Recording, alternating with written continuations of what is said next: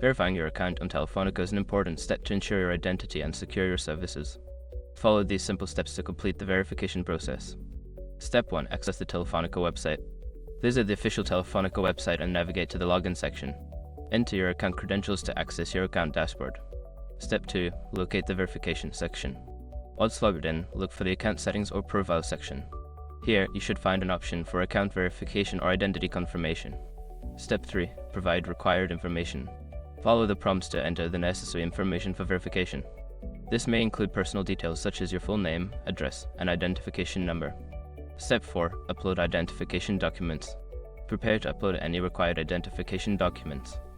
This could include a government-issued ID, utility bill, or any other document that proves your identity and address. Step 5. Submit and wait for confirmation. After filling out the required information and uploading documents, submit your verification request. Wait for an email or notification confirming that your account has been successfully verified.